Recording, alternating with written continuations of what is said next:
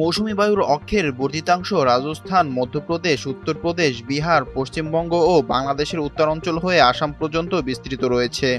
মৌসুমী বায়ু বাংলাদেশের ওপর মোটামুটি সক্রিয় ও উত্তর বঙ্গোপসাগরে মাঝারি অবস্থায় রয়েছে। এর প্রভাবে আগামী 5 দিন দেশের সব বিভাগেই হালকা থেকে মাঝারি ধরনের বৃষ্টি বা বজ্রসহ বৃষ্টির পূর্বাভাস দেওয়া হয়েছে। একই সঙ্গে দেশের 4 বিভাগে ভারী থেকে অতি ভারী বর্ষণ হতে পারে। রোববার 2 আগস্ট সন্ধ্যা 6টা থেকে পরবর্তী 120 ঘন্টা বা 5 দিনের আবহাওয়ার পূর্বাভাসে এই তথ্য জানানো হয়েছে।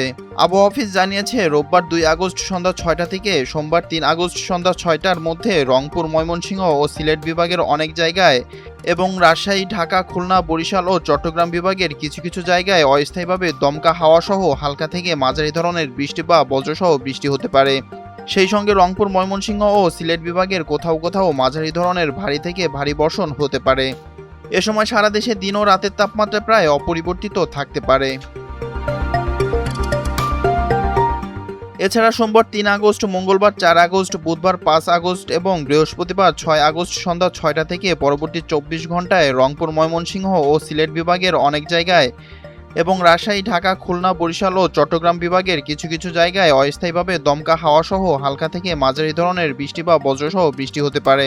সেই সঙ্গে রংপুর, ময়মনসিংহ ও সিলেট বিভাগের কোথাও কোথাও মাঝারি ধরনের ভারী থেকে ভারী বর্ষণ হতে পারে। এ সময় সারা দেশে দিন ও রাতের তাপমাত্রা প্রায় অপরিবর্তিত থাকতে পারে। বর্ধিত 5 দিনের আবহাওয়ার পূর্বাভাসে বলা হয়েছে, এই সময় শেষের দিকে বৃষ্টিপাতের প্রবণতা কমতে পারে।